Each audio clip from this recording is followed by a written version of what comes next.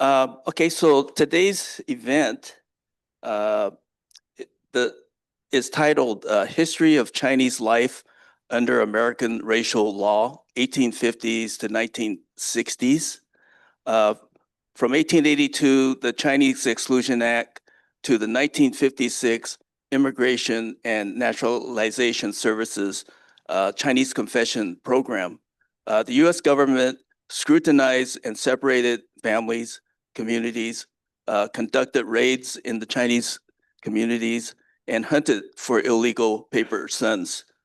These stories echo the recent raids and terror enforced today against immigrants from Asia, Africa, Latin America, and the Middle East. This event has been several months in the making, and we hope that you can all benefit from the history and experiences in today's topic. Okay, and actually, there's a really important purpose for this event. It's to understand history, but to understand history, we have to change history. Okay. In terms of the co-sponsors of this event, you can say that it's also somewhat of a history in the making in terms of people coming together to even want to sum up what happened during Chinese confession time and connect it to deportations and matters such as that's happening today. Okay. The sponsors of this event include Eastwind Books, Oakland Asian Cultural Center, the Asian American Research Center, UC Berkeley, Center for Race and Gender, Organization of Chinese Americans, OCA, East Bay, Asian American and Asian Diaspora Studies, Cal Alumni Association, Chinese Chapter, UC Berkeley, Center for Race, Immigration, Citizenship, and Equality, part of UCSF Law School, and also the History Department of UC Berkeley. So I think you could say that it was pretty impressive that all these different units and community groups come together to support an event such as this. Okay, and I also want to particularly thank the Cal Alumni Chinese Chapter for their support of our classes over the years, you know, in terms of paying for buses to go to places like Locke community, trips to Angel Island. And also, you could say that thanks also for the boxes of bao in the back over there. Make sure everybody gets one. Okay. We have on Zoom Michael Law, author of Strangers in the Land, Exclusion, Belonging, and the Epic Story of Chinese in America. Michael is an executive editor at The New Yorker and writes regularly for the magazine on politics, religion, and Asian American issue. He joined The New Yorker in 2016. Before that, he spent 13 years at The New York Times as a Metro reporter, national correspondent, and investigative reporter and editor. He is a recipient of the George Polk Award and Livingston Award for Young Journalists. Next will be Fei Myenne, also on Zoom, author of the featured book today, Orphan Bachelors, a memoir.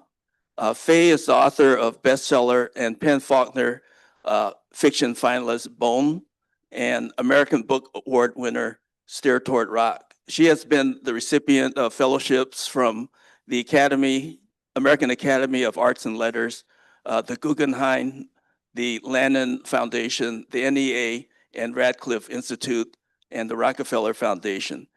She teaches creative writing and literature in UC Berkeley's Department of Asian American and Asian Diaspora Studies. Her classes are appreciated by her students who go on to become writers themselves.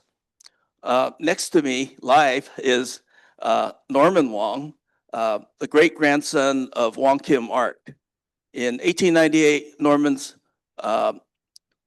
great-grandfather, Wong Kim Ark, US-born, fought a landmark Supreme Court case to claim his right as an American citizen. Because of his legal victory, those born on US soil have birthright citizenship. In 1969, Norman also made history. At UC Berkeley, he was part of the Third World Liberation Front, a coalition that conducted a quarter-long student strike that established the first ethnic studies program in the UC system. Leaving UC Berkeley, Norman became a carpenter and contractor. I understand that he worked on the Stockton Street housing development in San Francisco Chinatown. Today, birthright citizenship is being threatened, and Norman has been actively speaking to retain what his grandfather fought for. Okay. So let's give a hand for the speakers today. Myself, I teach Asian American Studies in the Ethnic Studies Department at UC Berkeley for the past 25 years. And my wife, Beatrice, and I have run Eastwind Books for almost about the same length of time. The format today is that I'll ask each panelist a few questions. They'll have about 15 minutes. And after the three panelists finish their questions, then we'll have audience Q&A followed by book signing, okay? Okay, so Michael, can you tell us what you were hoping to accomplish in writing your book, Strangers in the Land? How did you situate your book in relation to other books that have been written about the history of the Chinese in America? Okay, so Michael, go first. Hey everybody, it's I wish I could be there in person, but Zoom will have to do. Thanks, Harvey. That's yeah. I mean, so I started working on this book in the summer of 2021. So what the story, the origin story of the book is, this was the pandemic. This was in the aftermath of the Atlanta spa attacks. And I wrote a piece for the New Yorker that talked a little bit about this history and to be honest, I actually really wasn't that familiar with it before I wrote this book. And the idea in that New Yorker piece, which drew on some books, that people should know, Iris Chang's book, The Chinese in America, Beth Lou Williams' book, The Chinese Must Go. I also talked about Gene Failser's book, Driven Out, and Gordon Chang's book, Ghosts of Gold Mountain. And the idea in that piece was just to kind of remind people that in this moment of, we are experiencing this surge in anti-Asian violence, that there's this long history of this in our country. And that piece focused on the driving out, which, a lot of people I think know about. If you know anything about Asian American history, know about the history of the Chinese in America, they've heard of the Chinese Exclusion Act, which actually was not just a single law, but a series of laws that were passed. But I actually didn't know about the fact that after the passage of the initial Chinese exclusion law, and Chinese continued to come into America, and basically white residents in these communities, nearly 200 communities, the American West took matters into their own hands and violently expelled the Chinese from their communities, and that led to the book that I wrote. The thing that I will say is every person I stand on, obviously, I owe a lot to the people who came before me. Some of those authors that I mentioned, Erica Lee, there are long list of people who came before me, but everybody who undertakes a history writes in a particular moment. And I was writing in that moment, after the pandemic, and I really intended my book to be a narrative history of Chinese exclusion.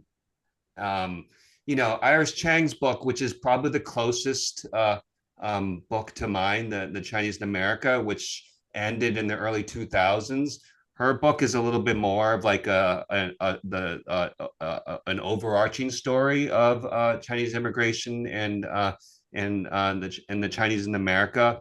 I really intended to try to understand, how it was that this country reacted and responded to tens of thousands of people who spoke a different language, looked different, didn't fit into the existing kind of racial hierarchy of the country. And I wanted to kind of write that story, that story of exclusion that didn't end until the 1960s when my parents came to America, and we're continuing to experience that today. And so that's the kind of perspective that I was trying to write from. Yeah, I think it's kind of interesting that yourself being from a background of post 1965 immigration that didn't really go through the experience of the Chinese confession program, but finding yourself deeply interested in it to the point where you actually went through a lot of detail, but in a narrative format, and it just seemed like after reading the parts like on Chen Chai-ping or Fong Yue-ting or Wong Kim-ark, I actually got to understand those individuals, their personalities. I was just wondering, how are you able to do that, with that type of style? Yeah. Yeah. I mean, that's actually the other thing I would say is I'm not a historian. I'm a journalist. I'm at the New Yorker, and I'm a storyteller.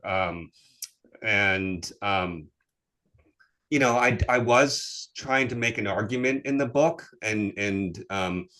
but I really was trying to bring it to life. And I hope, I think there are copies of my book there, and I'm hoping people buy it. I hope they are not intimidated by the size of the book. It's a big book because there's I think when you tell this kind of narrative, when you have a narrative approach where you're trying to create characters and you're trying to write the book through scenes, you need kind of space to do that. And I will say that a large chunk of the book it's 160,000 words, and it's 40,000 words of endnotes.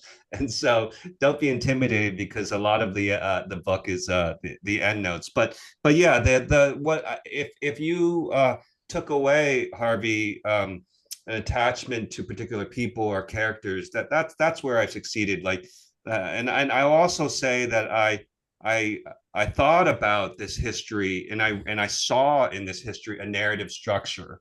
I saw this kind of I was kind of fortunate for it, like that. When screenwriters have this kind of thing where like they kind of have this cliche of this kind of protagonist who confronts this conflict, and then there's kind of this rising tension and series of things they have to overcome, and then there's kind of a resolution. And I saw that in the story of Chinese immigration, the story of the Chinese in America. And this kind of emotional heart of the book was that kind of driving out period, but they didn't succeed. The Chinese persisted, and the population of Chinese started to rise in the 20th century, and the fact that Faye is here, there are families. Whenever I go to my events, I ask people who can trace their stories back 5 generations. And that's a story, that's a narrative triumph. And so I was just really fortunate as an author to benefit from that kind of history and kind of a story of triumph, really. Yeah, I was impressed by that style of writing because it can actually reach a broader audience. I was just thinking back in terms of there's a lot of stories about defeat, in terms of people losing their deportation cases, and it looked really bad. But then also at the same time, people resisting, legal resistance, resistance by finding loopholes, ways to get around the law, self-defense. And I was wondering in terms of the, from all this research and learning about people's lives, would you say that resistance was something that was always going on in the community, that there's something we can learn from? Um, Yeah, I mean, I don't want to be trite about it and cliche about it. Um, but yeah, like I think this Chinese were protagonists in the story of America. The they're the Wong Kim Ark is a great example, obviously. Um, there are characters in the book that are secured rights that we benefit from today. I think I think I saw the slideshow that you were playing before. Wang Xinfu is a fascinating character, kind of this is a little bit of an eccentric, temperamental, character. But the fact that he was this kind of civil rights activist, this kind of forming this, Chinese Equal Rights League and challenging the Geary Act, and being an organizer, and so there are kind of it was really important to have those kinds of figures. That and another um, inspiring stories, obviously the Tape family, and who are responsible for they were just an ordinary family and wanting to go to school near in their neighborhood with other white students. And the story of Mary and Joe Tape and and and their marriage and what they did as just kind of ordinary people is really inspiring. So yeah, I think that it was really important that the Chinese were not just victims, where they were these kind of external forces that were acting upon them. Yes, they were victims of horrific mob violence, but they were also, just by, I mean, just the story of the teenagers. I have an 11-year-old and a 16-year-old. The idea that people could come at age 12, 13, 14 across the ocean and make their way in this country, it's an extraordinary thing. I mean, every single one of those stories. yeah, I thought it was beautiful, the comment of Chen Chai-ping when he was being deported. Um, he didn't have money to pay for his own ticket to be deported. And he announced that I'm being deported. I am not paying for my ticket. Um, and I'm being deported and there's nothing I can do. And You're sending me back against my will. Yeah, yeah, I'm being sent back against my yeah, own will. Yeah. yeah. But even that statement is one of defiance, and it's something that should be shared. Yeah. Yeah, totally. Yeah, that I mean the for folks who don't know, Chen Chai-ping, that was it resulted in this court case that upheld one of the Chinese exclusion laws, and it's where the title for the book comes from, Strangers in the Land. That the Supreme Court justice who wrote that opinion referred to the Chinese as this kind of unassimilable group and kind of referred to them kind of negatively in this way as like strangers in the land. It's just a very haunting description, and it's interesting too. It actually he mentioned he said it in a negative way. But interestingly, the Chinese themselves actually, in certain cases, refer to themselves as strangers in the land. They recognized their plight and this kind of very I don't know, it's like a lonely kind of existence, and I think that's um, does something to us, the psyche of a people, I think. And the other part of that was that because they're strangers in the land, they're unassimilable. So that comes up a lot. This question of being assimilable or unassimilable, and because of the fact that they were different, they were placed in that category of non-assimilable, and therefore a threat to the national security.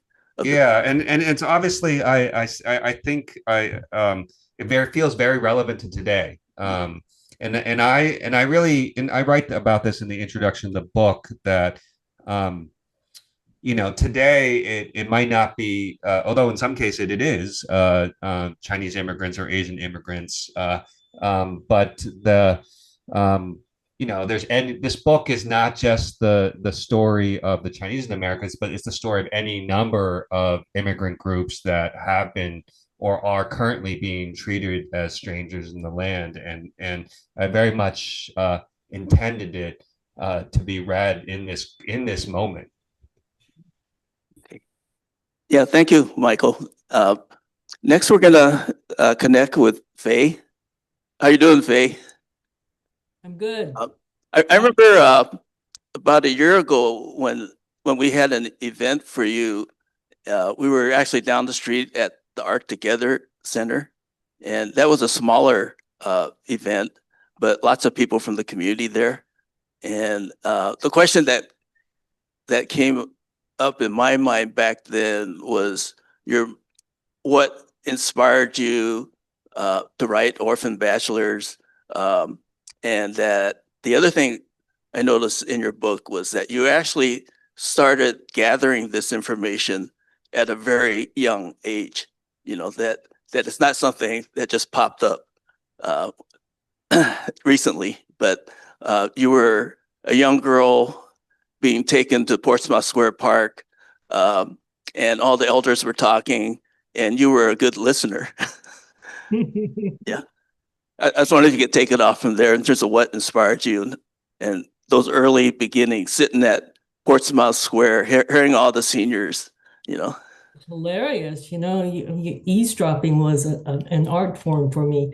I would just sit and I would listen, and they were so imaginative and hopeful and out of the world, and I would just listen and enjoy the stories. And my father was part of that generation, so because there was so little hope, it all came through in what they dreamed and what they desired and the stories they would tell.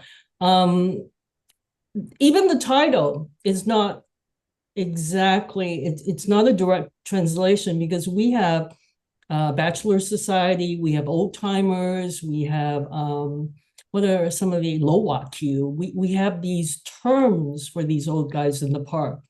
But I chose Orphan Bachelor because orphan was to honor the tragic in their life, and bachelor was to honor the romantic, because these were men who had no hope for a romance and whose wives, if they had one, would never come.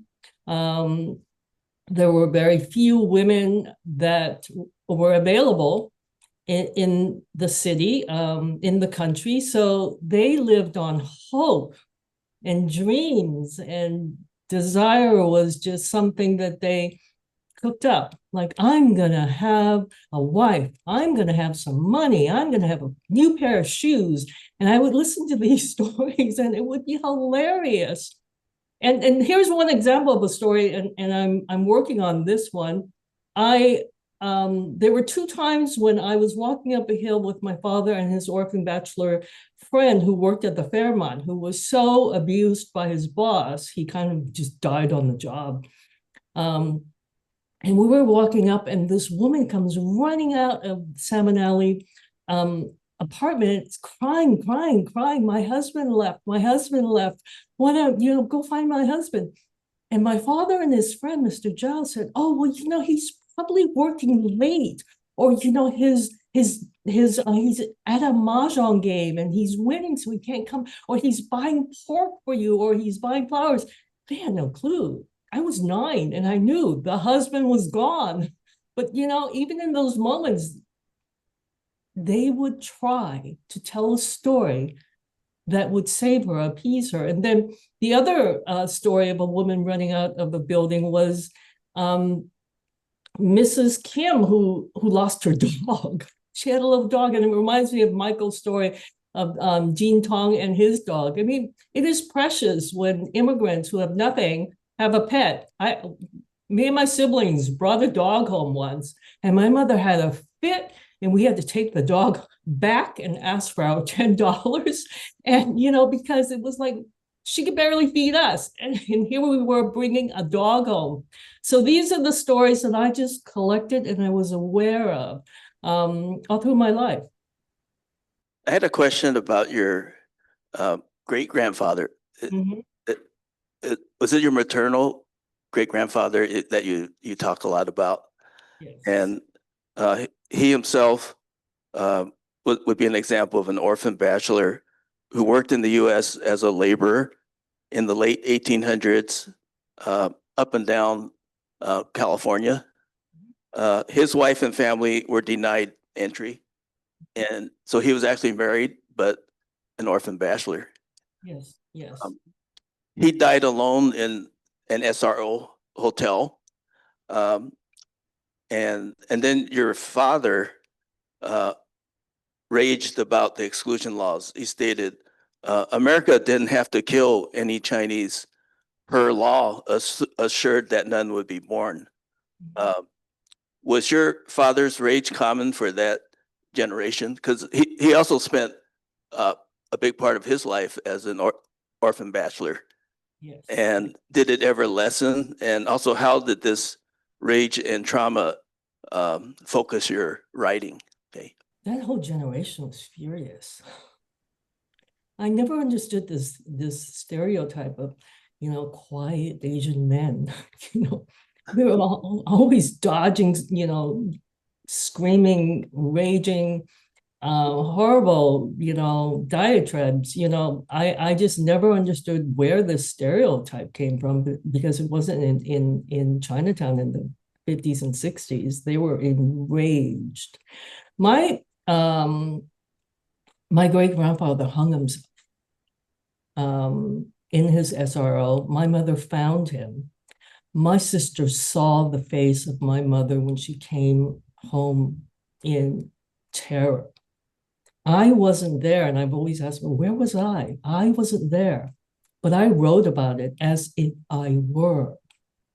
And I wrote about it through my father, who had no resources. He certainly was going to put his wife in therapy or trauma, a trauma center. He did what the orphan bachelors did then. He got a job on a ship going to Hong Kong, the worst job, a job that no one else would pick. And he took that job and he sailed 7,000 miles to get to Hong Kong, and on a 2-hour shore leave, found the wet market, got 7 gallbladders because they were known to restore courage. Now, this is the kind of romance and love. It wasn't the snake gall. It wasn't that he had the worst job. It was the journey, because this is ingrained. You travel, you go across the ocean for hope, for love. And this is what my father did. He brought back the snake gall for my mother. So I wasn't there when she discovered him. I didn't see her face, but I witnessed that moment when he fed her those snake galls. I was there. And it was a real ritual. So, I tell my students, you work with what you don't have and what you don't know, but you create around that empty space. And so I call this an exclusion marriage, because those marriages in that time period between after exclusion, during confession, it was very traumatic. And so, I write about the exclusion marriage, and this is one way that they could demonstrate caring and love. And, sometimes in a marriage, one act of this tremendous faith is enough. The Chinese confession program, it created deep impact and divide within your family. Was it just between your mom and dad, or among the siblings as well, or? My mother wanted it, my father didn't. And the way it trickled down to my siblings, half of us are, half of us use the paper name and the other half use the blood name. It's like a typical, Chinese family of that generation. None of it has any kind of harmony or symmetry because there was so much strife. There was so much that wasn't understandable.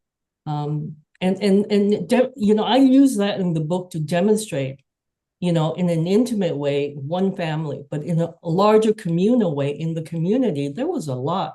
And Harvey, you talked about several old-timers, orphan bachelors who had this trouble in the community, in the family. There's some famous case of a father and son having to testify against each other. It was horrific, emotionally horrific.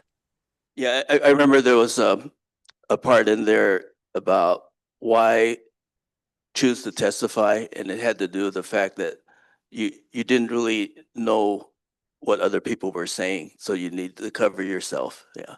Yeah.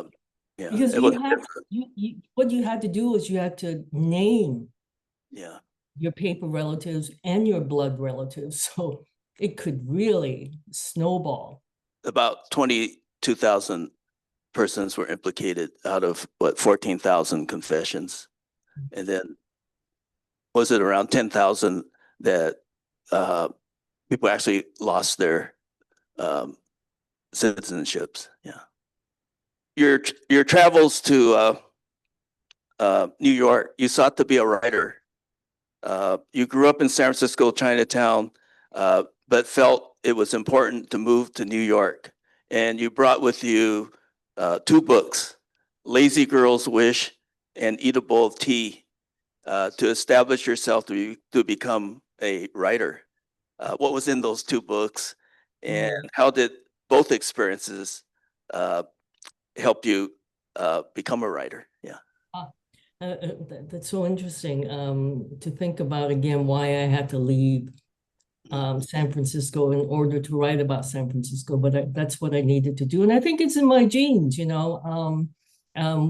are a family and a people who run away, who get out, who travel far distances. And I needed to go across the country in order to write about that very small, intimate place. And I think of Bone, my first novel, as a novel about exclusion, but I did an interesting thing then. I never said the word exclusion. And then I wrote Steer Toward Rock, which is my novel about confession, and it was so confusing. I could have called it a book about confusion because I was still grappling with how could this happen? How could it be so damning and devastating, and how could it destroy so much? There was so much death in that book. I was like shuffling. Well, he died on chapter 2. I can't have a death in chapter 3, but every single chapter somebody was killed or slaughtered or butchered, and that was essentially the effect of what the laws did to the Chinese American family. For 61 years, the United States was able to control and forbid the continuation of the Chinese American family. That's bloodless and that's brilliant, like my father said. You didn't have to kill anybody, you just made sure no Chinese babies were born. That is the theory of that generation of men. Now, I heard this in their language. And so in many ways, when I think of orphan bachelors, there's an external story, which is the story of the country's command over procreation. And then it's a story about one family's journey through that. And then really, the inner story is about what the orphan bachelors taught me and what I try to teach my students. So it's a book about teaching, but most important to me as a writer is it's a book about writing. It's about language. It's about how do you write a story when you don't have the facts, when you're only told the lies? What is the story then? The story is the lie. Yeah, thanks, Faye. The next part here is we'll connect with Norman, who's going to talk about the Wong Kim Art case and his involvement with it today, right? Okay. I came on this panel, it was the author's panel.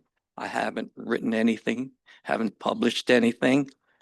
And I realized, but before I did anything, I started reading these books, Michael's books, and Facebook. I wasn't able to read the other one. There was another one, but actually it didn't arrive at my house early enough, so I couldn't read it. And anyway, I realized how important these stories were about people that had no names. These were forgotten people. And I realized they sacrificed a lot to uh, uh, to be here in America. Whether they got to stay or not, that's their personal story. But I realized that maybe because I was among these storytellers, I should tell a story. No, I'm not a historian. I didn't have anything to look up but my own story. So I decided that I would write something about that. And maybe this will give you an idea of why I'm who I am. Maybe not. Maybe I don't even know why I am what I am. Okay. Anyway, I hope you can hear this okay. It's kind of long, actually. I hope you don't mind. If you want me to stop, just walk out. Really, I'll stop. In 1950, I was born in San Francisco. I grew up in Lower Russian Hill. The people were a mix of whites and Chinese. On weekday mornings, the children would stream out of the stuck together apartments and flats and walk all the way to the local elementary school. Rainy days brought a stream of little bodies wearing yellow raincoats and black boots in the crosswalks and sidewalks. My first memories of home was a flat with a long staircase that led to the front door. A large mechanical lever at the top of the stairs actuated the door. Plaster walls had embossed wallpaper. Milk was delivered by a milkman using the service alley up the back porch stairs by the garbage cans. I'm sorry, I'm shaking. The iceman would also use the same stairs, carrying the ice on his back and loading the ice box. Laundry was hung on a clothesline in the back porch.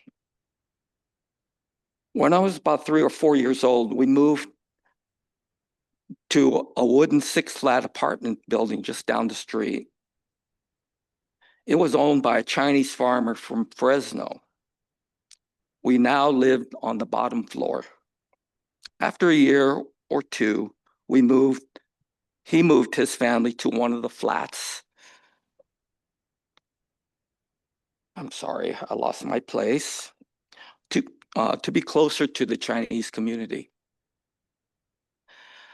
My brother and I played with his 3 older boys.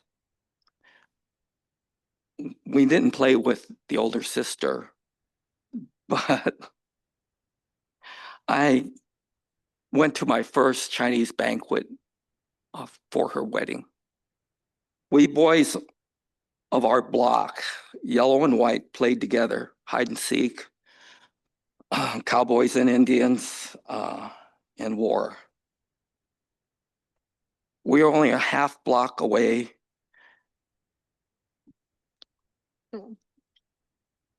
I'm sorry. Our friendships were based on being next door to each other. Those days, that's how we organized ourselves. Polk Street was only a half block away, and a few blocks of Polk became our main street. Up over the hills or the nearby Broadway Tunnel connected us to Chinatown. This section of Polk held our neighborhood stores, butcher and shoe repair shops, grocery, bakery, TV stores and radio stores, furniture stores, even a drugstore with an old-fashioned soda shop. We had a candy store and a five and dime. The Alhambra Theater was on one end, and the other end was the studio of Norman Wong. An old man would play accordion next to the grocery store, and he had a monkey.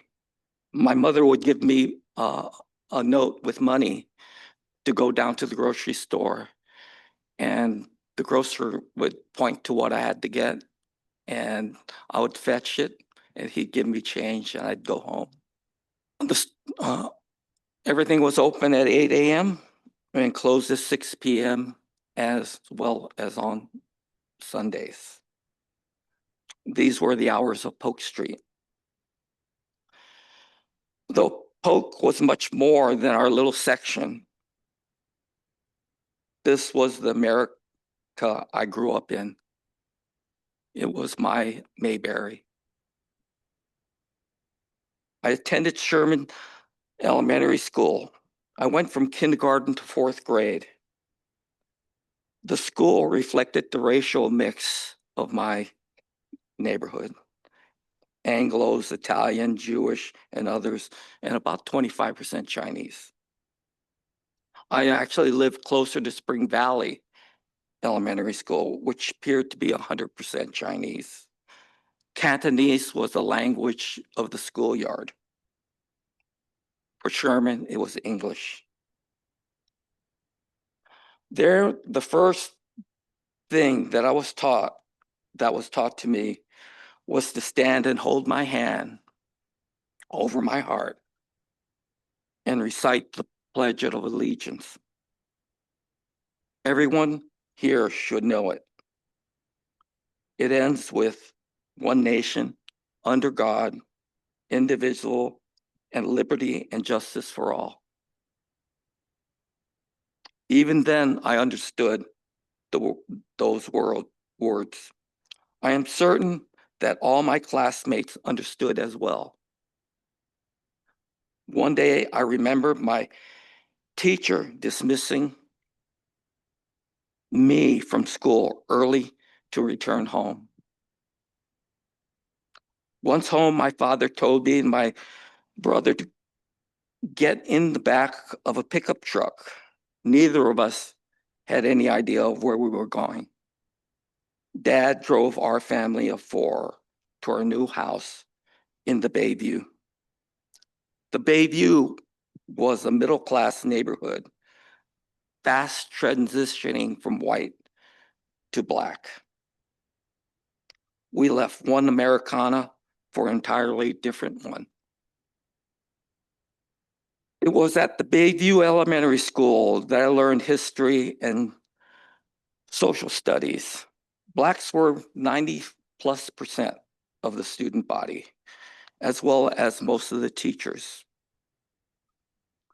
It's where in the closet, I overheard my teacher, Mrs. Billups, voice hushed, telling Charlotte, a classmate, about seeing her parents at a meeting. This was the civil rights movement, the people organizing at churches and meeting halls after hours in order to demand equal rights. Fundamental to these rights were three documents: the Declaration of Independence. We hold these truths to be self-evident, that all men are created equal, and that they are endowed by their creators with certain inalienable rights. That among us Those are life, liberty, and the pursuit of happiness. The preamble of the Constitution, which announces to the world, we the people, in order to form a more perfect union, have the right to self-determination, and the 14th Amendment granting citizenship to all persons born or naturalized in the U.S., including formerly enslaved people. This right was affirmed by the Supreme Court in 1898 in United States versus Wong Kim Ark. That era was the 1960s. The 1960s had just begun. America was in upheaval, politically and socially. This decade started with the space race and ended with man on the moon. In between, we experienced the Cold War, war in Vietnam, Cuba Missile Crisis, the specter of nuclear Armageddon,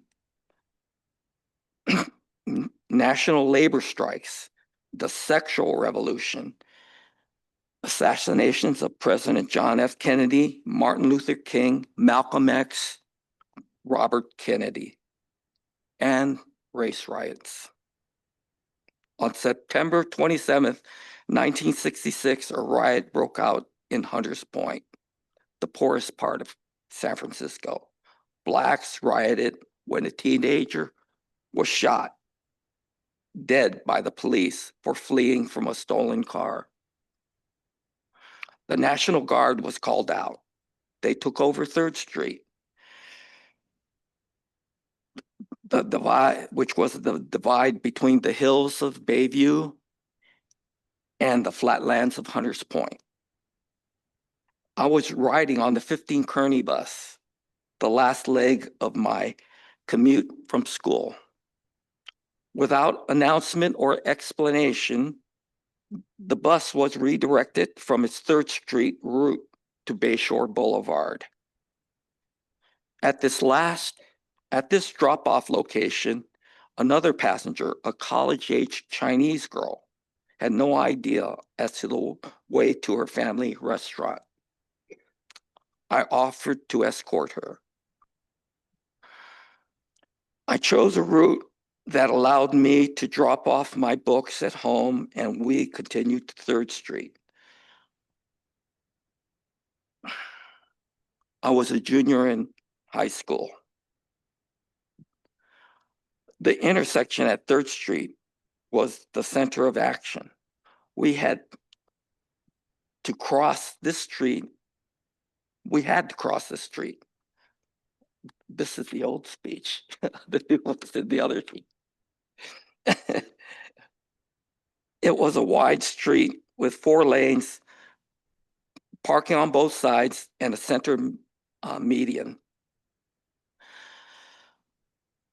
Formations of National Guard soldiers marched up and down 3rd, and with bayonets mounted on their rifles in neat rows and columns, hundreds or more. I could see the faces. I could look them in the eye. They were young men, not thugs. We knitted our way between and around them until we could reach the safety of the other side. I brought her to the restaurant. Then I walked back home, crossing the parade of men. I was careful.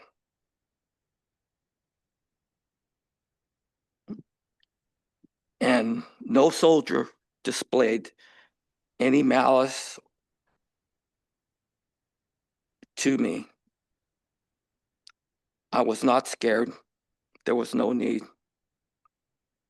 About a half year later, in 1967, San Francisco was ground zero for the Summer of Love. American youth from around the nation grew their hair put on robes and sandals, and became hippies. From all over the USA, an estimated 100,000 converged on destination San Francisco by foot, by car, by hitchhiking.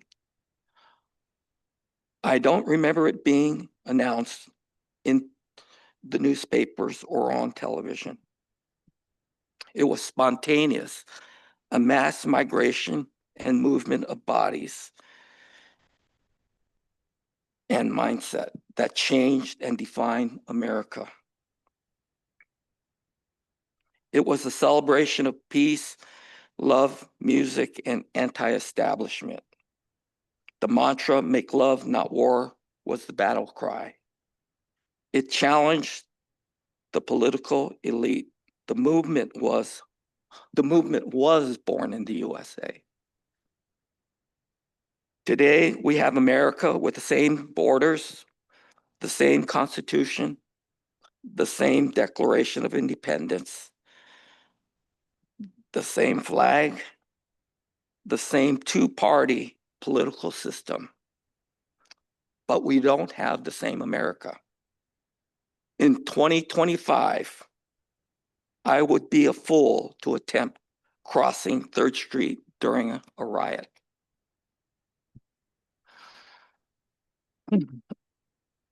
Let me read this. These are not my words. They're an excerpt from a speech read to America.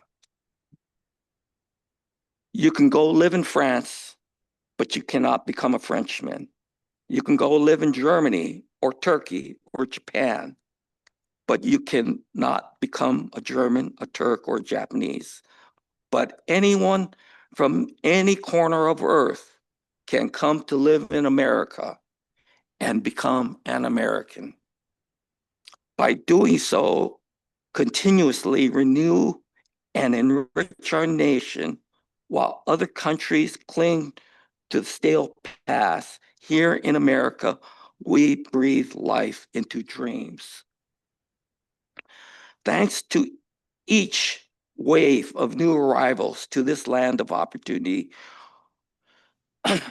we're a nation forever young, forever bursting with energy and new ideas, and always on the cutting edge, always lending the world to the next frontier. If we ever close this door to new Americans, our leadership in the world will soon be lost. These words are from our past president. They could belong to Carter, Clinton, or Obama. They do not.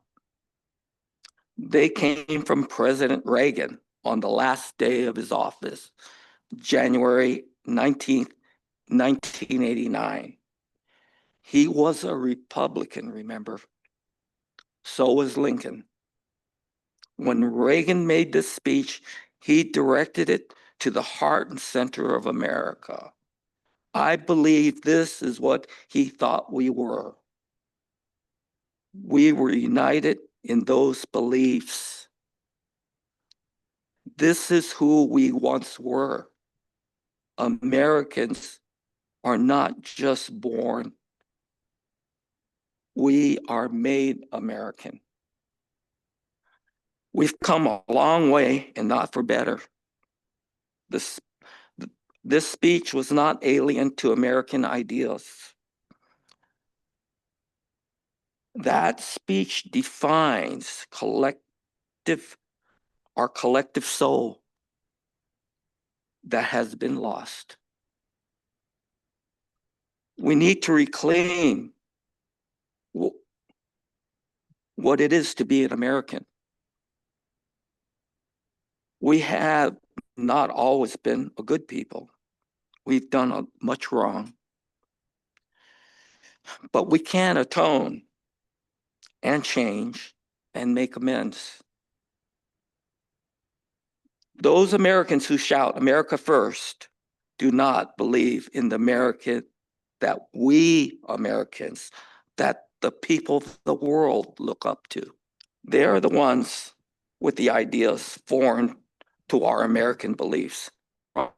Rise to those beliefs and not lower ourselves to their hate.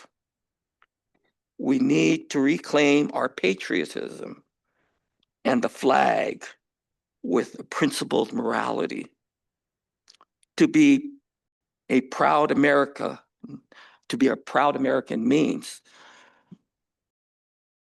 we must earn that pride. To make our nation great, we cannot be a divided United States of America. We need to make it whole. We need to bring all people together. So that's it.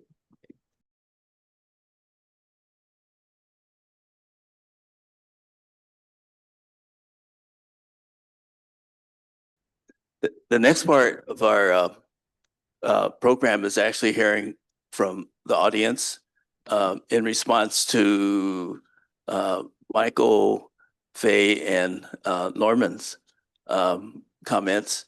And also, if you have a personal experience related to confession program or experiences with exclusion, feel free to join. Yeah. Whoops. Good afternoon, everybody. Sorry for the dramatic entrance.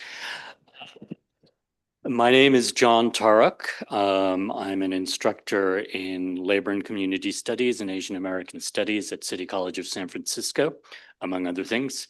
And I just have a question about whether it has been a conversation ever to seek reparations for Chinese exclusion. And Michael, can you hear the question? I guess the closest thing I can think of, at least that I talk about in my book, is the discussion.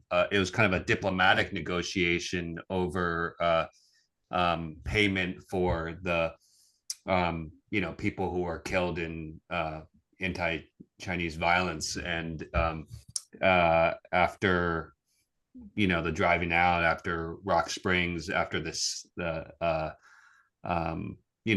any number of these things, and it wound up being a pittance, really, when you calculate it all, and it was a little bit of like a consolation prize, I think, like, because all of this stuff that was happening, the way that the administrations that were responding to this basically kind of tried to just say that this was, I actually put the blame on the Chinese for kind of blaming them for going to these places in the West that were kind of lawless and that kind of thing, and kind of just setting aside that even though actually when there were Westerners who were killed in China, there were payments made. I don't have the exact numbers that come to mind now, but it was a fraction. And actually, one of the questions I've had is if any of that money ever made it to victims and their families. So yeah, so that's the only example I can think of that I wrote about in my book. I think in 2011 there was an apology for the Chinese Exclusion Act, but there was no reparations added to that. And then the other thing too is these areas where Michael outlined the different riots, anti-Chinese riots. There's movements to gain apologies from different towns, including like Antioch, California, which had a sundown law.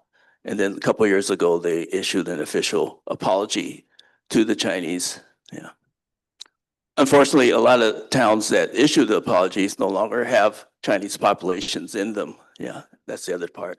Yeah. Yes, I wish to join others in the audience in thanking all the speakers for putting together a very moving program, and one that has just made me even prouder to be of Chinese descent. I have a question. It's actually somewhat of it reflects a family history. I'll make it as short as possible. In the 1950s, when I was a young boy back in the Big Apple, New York City, or Brooklyn, I was the son of a laundryman who was a paper son. And a lot of this information I wasn't aware of because my parents were kind of traditional. They never spoke much about their own lives. And unfortunately, for a lot of times, what misfortune we encountered being poor, we were, as kids, blamed for our being more poor because we would get sick and this, that, and the other thing. But on weekends, my family and we would go to Chinatown in Lower Manhattan, which we would look forward to because it was the one opportunity to get groceries and to enjoy a box of dim sum, which at the time was only $2 and would feed a family of 6. In any event, for me as a kid, I looked especially forward to going to Chinatown because it was, as you all know, essentially a very aging bachelor society. But my parents told me everyone is an uncle, and I had many uncles. And when I went to Chinatown, I never returned home without having eaten a lot of ice cream and carried a lot of comic books given to me by these uncles who loved the kids, me and my sisters, and saw great futures for us and all the rest of it. Getting to the question involves in the mid-50s, and again, I wasn't aware of this, but I could observe that there were changes in what was going on in our nuclear family, particularly with regard to my father, who was always the strong, silent type, if you will. But I saw him very anxious, short-tempered, more than usual, things of that sort. So something was going on. I had never seen my father so distressed as in the late 40s, early 50s, when he learned that his father in China was killed by the communists. And it was the first time I saw my father actually cry. But now in the mid-50s, something was going on. I wasn't aware of it, except that my father then told us we wouldn't be going to Chinatown as frequently as we did. And when we did go to Chinatown, we may not be so warmly greeted or appreciated by the uncles. Okay. And it was true. It seemed like we were strangers in Chinatown. At least some of the uncles I used to see so frequently, and I didn't have to approach them. They always approached me. They kind of kept their distance. It was only years ago that I learned what was going on by my auntie, who turns out to be an Asian American professor at the City College of New York. She was Professor Betty Lee Soon, because I'm a Lee, so we seem to come from adjoining, if not the same village, in Toisan or Taishan. And she told me that my dad was a paper son, what that meant, and all the rest of it. And when I asked her what was going on when I was 8 or 9. She said that was when her husband and my father were under scrutiny by the FBI. Okay, and that was my father was being grilled through this confession program.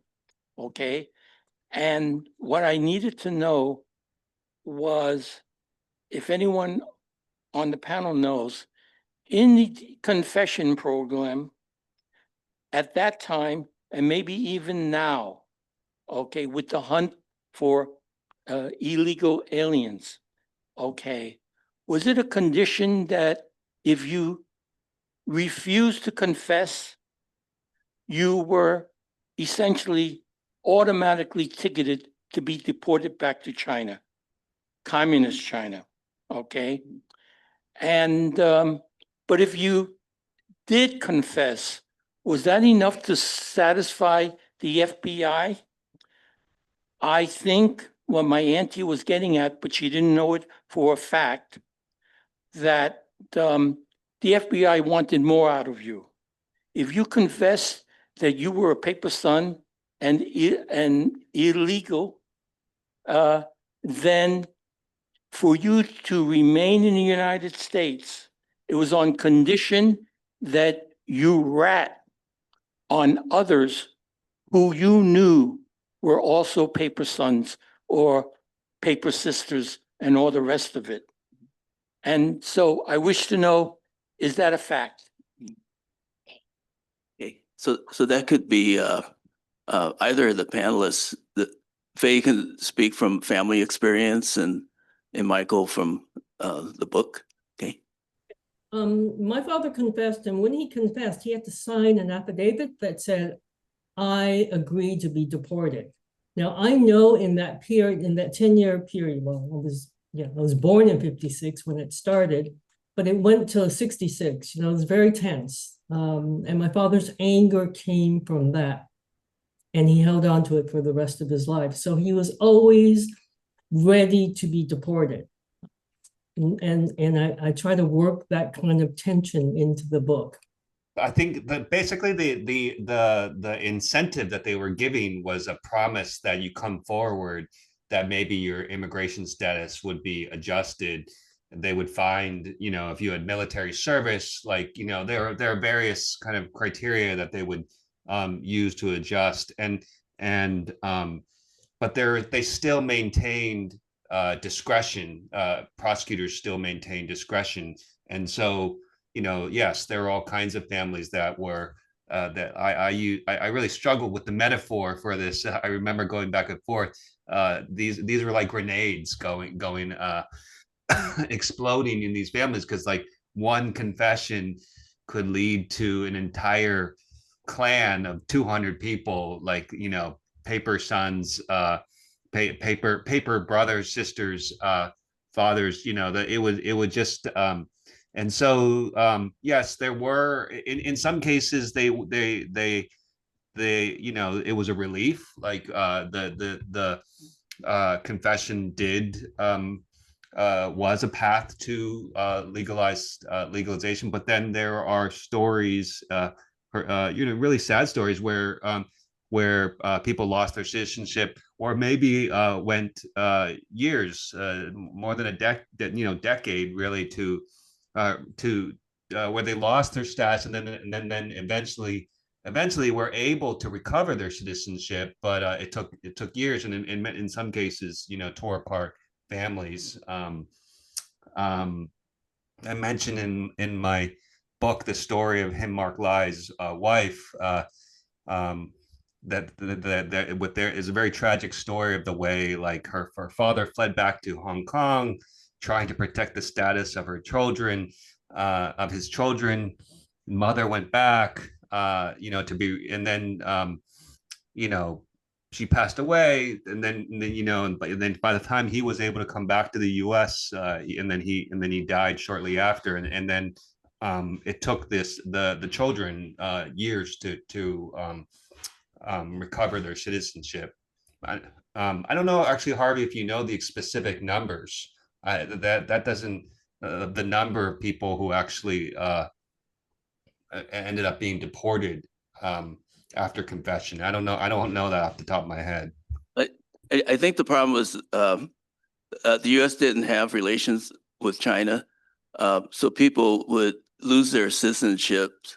They would be in a state of suspended deportation. That meant that as long as they stayed within the country, they would not be deported. But if let's say they were going over the border to Canada, they would not be allowed to return. In other words, they were just stuck here with no rights, no political power or anything. Yeah. But that's an extraordinary.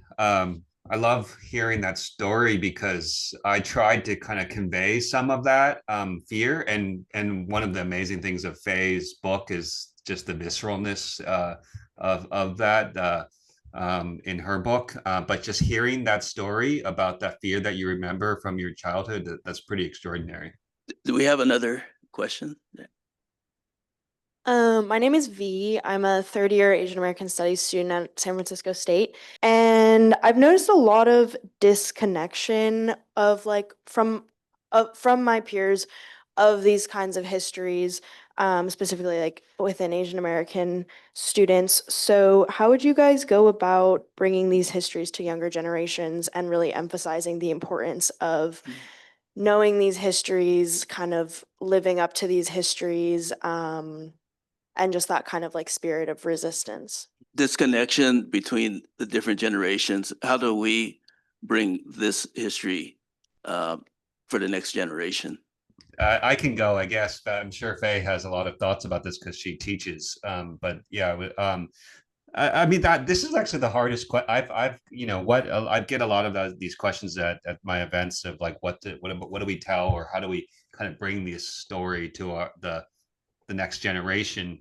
I have an 11-year-old and a 16-year-old. It's been a great privilege for them to have them at some of my events, and for them to kind of absorb some of this history. To be honest, like the thing that I am worried about, that's kind of in parallel to this, is young people nowadays are not reading, and I'm really and what I have said to parents who have asked me this question, I've said I encourage them to read, because I really feel like reading builds empathy and builds context and understanding. But yeah, that's why I wrote the book, because like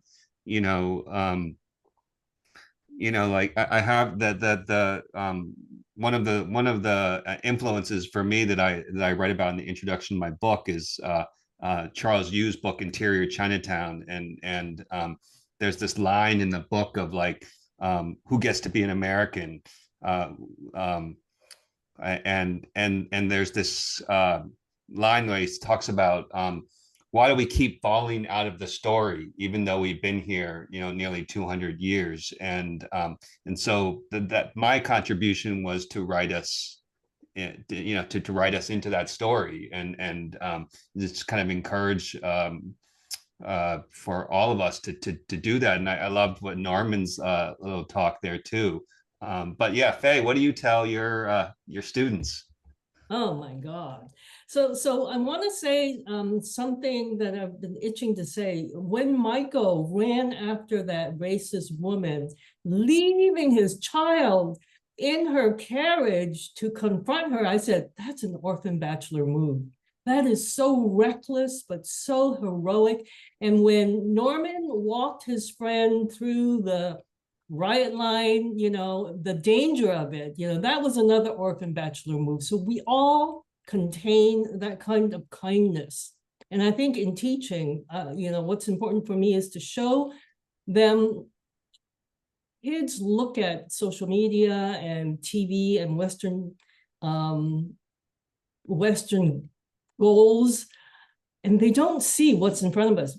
9/11, Betty Ong, I talk about her every single year. And I make students tell her story. They listen to the 4 minutes of the 23 minutes of her phone call to the country that stopped, that closed the national airspace. In my career, since 2008, one student knew her name, one. Betty Ong is a local. One student. So every year, my students go and they tell somebody else about it. And I'm just waiting for somebody to say Vincent Chin. And Fong Wing Sun, who was on the Titanic, who was a poet, who didn't tell his family anything about what he went through. He was the one who jumped off the Titanic and survived, and his image and his hanging on a plank was used in that film. No credit, no acknowledgement.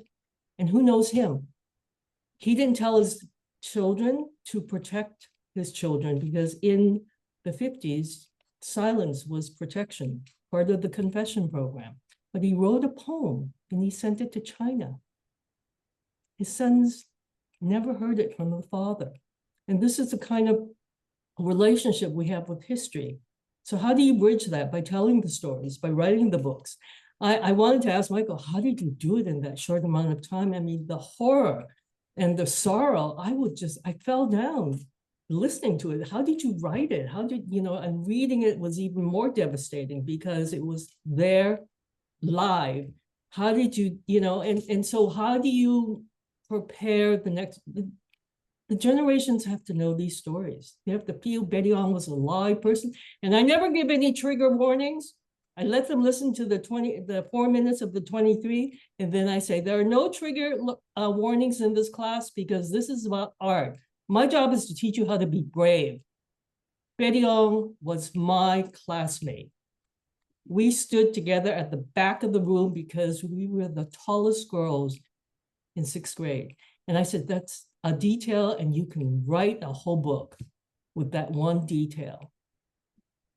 And they have to look into the details of their own lives that are the untold stories, the unsung heroes. Hello, my name is Kelvin Kwan, and I'd like to share with you my family story. My family first came to the US back in the 1840s. And for many generations, the men in my family were sojourners. So they came to the US to make money for our family, send it back, eventually go back to China, retire, die, and the next generation came.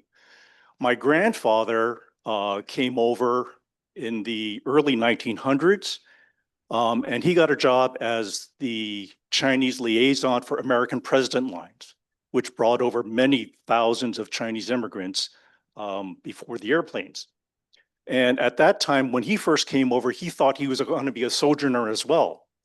And so when he went back to China and my mom was born, he said instead of a daughter being born, he said he had a son because he's the patriarch of our larger family. And there was a distant cousin boy that was born at the same time. So he thought he was going to save that spot for that distant cousin to come over. However, by 1934, China was very much at war with Japan. And my grandfather decided that no, the family should stay in the United States. And he wanted my mother to come over from China. But he gave away her spot with immigration. So he had to buy her a paper name. So she came over as a paper daughter. And fast forward to today, I learned the story about my mother's history. I was very proud of her being a paper daughter and all of the courage that it meant. But I also knew the shame that she felt in having that label. So I never really shared her story until after she passed away. Then after she passed away, I became very involved with the Angel Island Immigration Station. So I joined their board because this, I thought, was my personal legacy. And then last year, I was contacted by Angel Island, and they said that there was a reporter for ABC who wanted to do a story about Angel Island families, their legacies. So we volunteered, and my daughter and I, we were interviewed for that story. The reporter, his name was Richard Liu. And I think it was on the Tony Lamas show that it got aired in July of 2024. When the story was aired, I was very disappointed by it. My whole family was very disappointed by it because the way that the story was framed was Angel Island bears a history of lies and people who came over illegally. And when I was interviewed for my piece, I remember one part, the reporter asked me, "So were you proud that your mother told a lie to get in?" And I said, "Yes, I'm very proud of what she had to do." And I continued to talk about the Chinese exclusion laws and how bigoted and racist they were, and how she came over in the face of all of that. And I was very much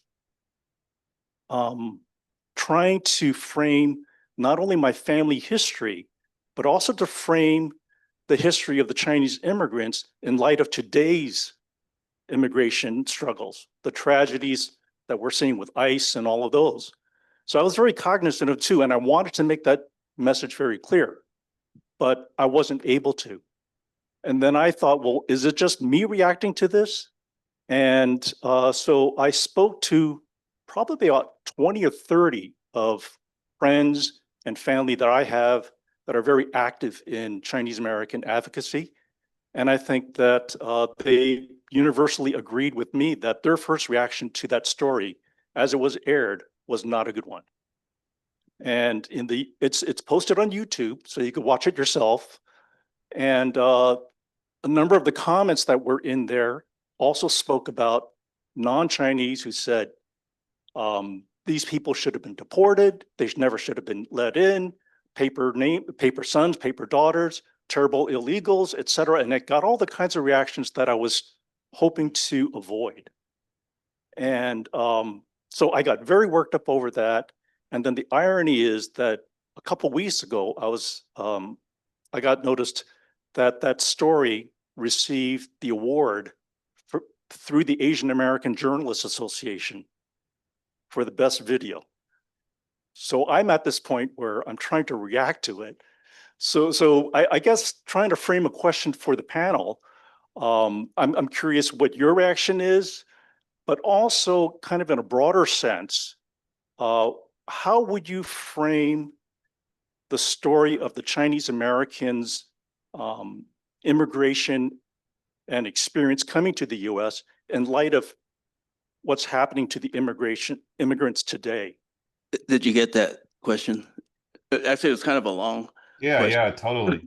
Yeah, But basically, yeah, the unjust immigration laws, people had to find ways to still come over to survive and build families. yeah, exactly. Yeah, it's because like I think the questioner, I forget your name, you're framing it exactly right. It's that there was no choice really, like the fickleness, the sort of arbitrariness, the racist nature of the laws. You know, I mean, actually, it's really interesting to me that you're I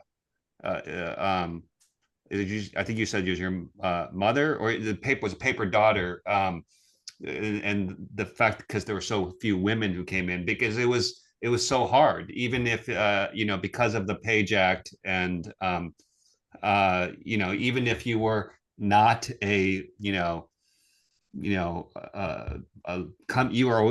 were a wife, you were not a coming for lewd and immoral purposes, you know, it's basically impossible to come as a woman. And so what are you meant to do, you know?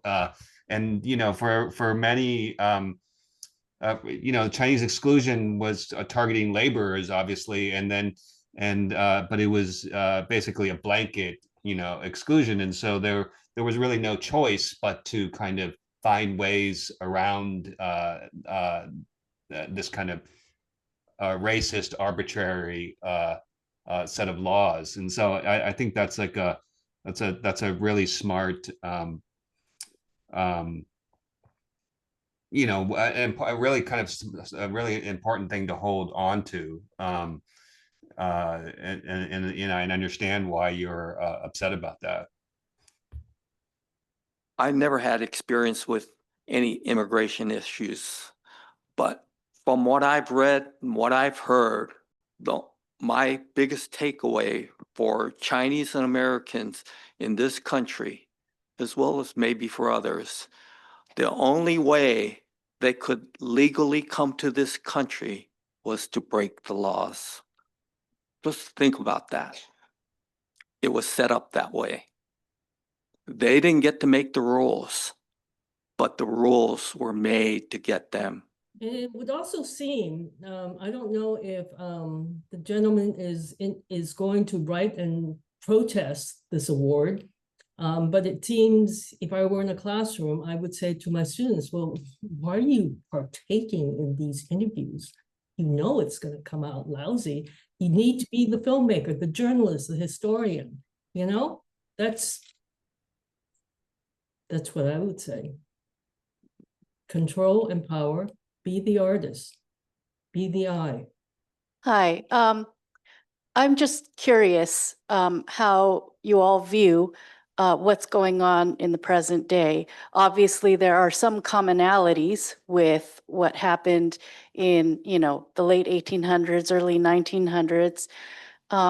But what would you say are some of the differences and how that affects or changes the story of today versus the story of yesterday? I see a lot of similarities. I mean, we didn't talk about this. I mean, but you know, just like the what led up to the passage of the first Chinese exclusion restriction and then and exclusion laws was there was this economic downturn in the 1870s that you know caused widespread unemployment and there you know there was a lot of white working men, as they called it, who were looking for a scapegoat. And the other thing that's just very very similar is the country was very evenly divided politically, and Republicans and Democrats, both parties, were kind of needed in order to kind of achieve you know kind of party supremacy. They needed the West, California, Washington, Nevada, and so they kind of strove to outdo each other in their anti-Chinese rhetoric. And so I see a lot of similarities, kind of like the populist MAGA movement and this kind of you know, largely, at least in its base, kind of this white working class movement. You know, like the I guess one of the differences.